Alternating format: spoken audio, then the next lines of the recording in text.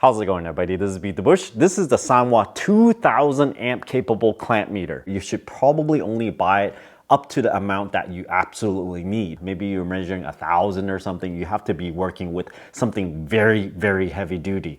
The cable is gonna look like this thick. If you have a lab style digital voltmeter, most of the time you have to connect a circuit through the meter itself. Clamp meters don't require you to do that. All you have to do is just open the clamp, put it over the cable, close the clamp, and it'll measure the magnetic field going through the clamp meter, and from that it can get the amount of amps that it's passing through. You have an AC cable. One wire goes one way and another wire goes the other way. So you can't necessarily just use a power cable and put this clamp meter over that and expect to measure anything at all. That's because all the energy goes through one way and it cancels itself by going back in. So you can get one of these adapters that splits off one wire on one side and another wire on the other side and plug it into the wall like this. There's a 1X and a 10X, so you can amplify your signal a bit. I've used all kinds of meters, cheap ones, expensive ones. This is very good. It's not top of the line. I say this because of one very critical thing, which is the operating temperature is from 5 to 40 C. Top of the line ones may vary between -10 and 50 C, so a little bit more. It may cost nearly twice as much. So what this is good for is if you know you're gonna use this in less harsh environments, you're not gonna be in freezing weather or somewhere super hot, the accuracy will do just fine within that temperature range. 99.9% of the time, you're gonna be using these in room temperature. So if you know you're not gonna go in any kind of harsh environments, you can save some money by buying a device that has a slightly smaller operating temperature. So whenever you measure more than 10 amps or so, you can't create a circuit. You gotta buy one of these clamp meters to measure it. Let me go back and unbox this and show you all the features. Sanwa is a Japanese company. The meter is made in Taiwan. This is a true RMS meter.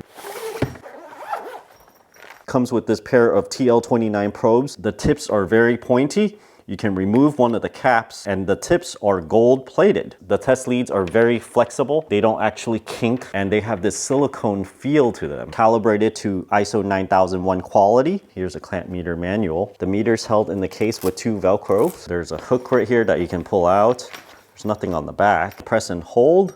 It has this orangey light to it. When you're trying to measure really large currents, the cables are gonna be huge. So we care about how big this opens up. It's specified at 55 millimeters. That's roughly 2¼ inches. Notice there are plus signs on the front, meaning the current needs to go in to show positive on the meter. When you flip it over, there are negative signs on either side. At the tip, there's an antenna sign. That's for the electric field sensor. Just press it, it'll show EF. I have some live AC over here. If we pass it over, bring it farther and farther away, it stops. To take it out of this mode, push EF again and it'll come back. The main usage of this should be measuring large currents, but it can do other things as well, such as capacitance, diode test, resistance, continuity test, DC or AC voltage, the frequency of the voltage, measuring variable frequency drives and the frequency it's driving at, a low Z measurement option. You can also hold or measure the peak measurements. Let's say we want to zero that out, just push it and it'll go to 0. The little delta sign will show up to let you know that it's zeroed out. The test leads have these little plugs you gotta remove.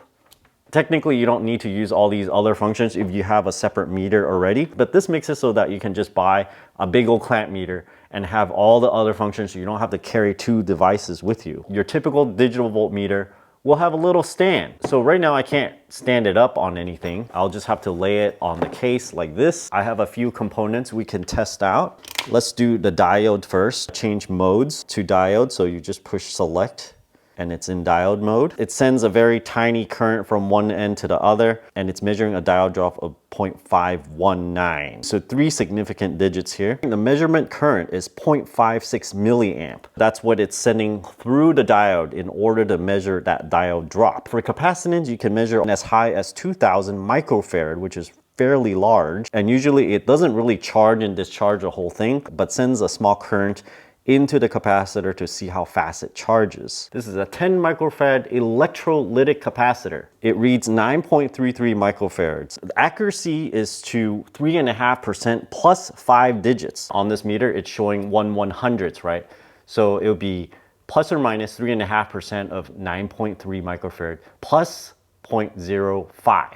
The knob is a little bit rubberized, so it makes it a little bit grippier. For the resistance, we can change it to the next measurement. Brown is 1, black is 0. 0 is the multiplier, so you got 11 ohms here and a 5% resistor. It's not even off by 5% from 11 ohms. We can change the mode to continuity, and it's gonna beep when it's continuous, or if it's a very low ohm, it also beeps. Anything below 10 to 200 ohms, it's gonna beep, and it'll beep very quickly within 32 milliseconds. This is the amperage setting. It defaults on AC, but we can press it once to go to DC measurement.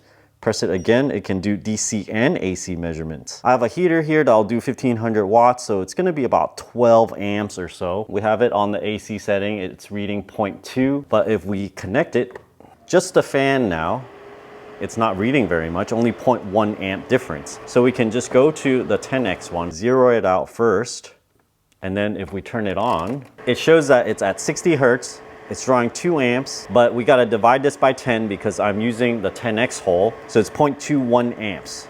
Turn it off to double check that it's 0 again. It seems like it's averaging it down a little bit. It takes a few seconds, and now it's back to 0. Turn on the heater on maximum. The theoretical maximum is supposed to be 12 amps, so it's ramping up as the heater is getting hotter. 10.2 amps. If we select to check out the DC, it's 0. If we want to see both, it's showing the AC instead. I have a lithium ion that's 2 cells in parallel, so it should measure 3.7-ish. So it shows 3.83 volts, showing 1/1000th of a digit here. Accuracy for the voltage measurement is plus or minus 1.3% plus 5 digits. So whatever you're reading here, 1.5% of that plus 0.005, and it's accurate to that amount. We also have the voltage that we can measure across the AC, and it shows 123.3 volts. This is an RMS reading. The voltage across here may be around 170 volts peak, but it's doing a root mean square calculation, so you can easily use this voltage, multiply it by the current, and get the wattage. Low Z mode changes the input impedance into the meter. Typically, a normal voltage measurement will have very high input impedance. Sometimes this might be a problem when measuring something that's more sensitive. This will auto detect an AC voltage, a DC voltage, or even a resistor. If there are any noise on whatever you're measuring, the low impedance helps in reducing that noise and give you a more accurate measurement. So you don't have to change the knobs or anything. You can measure the AC voltage, 123 volts, measure a DC voltage, it just detects it automatically, and even a resistor, all without changing it. This VFD thing, it's a way to drive motors, and it can measure the frequency for you over here. This clamp meter can measure from 10 to 400 hertz. Put in a 100 hertz signal here, and it shows 100 hertz, 7.1 volts. Weighing at 1 pound, 6.5 ounces. So if you ever measure anything over 1,000 amps, then it's probably better to just get one device rather than a bunch of smaller clamp meters. You just have one big one. Let's see the battery compartment. 2 AA batteries.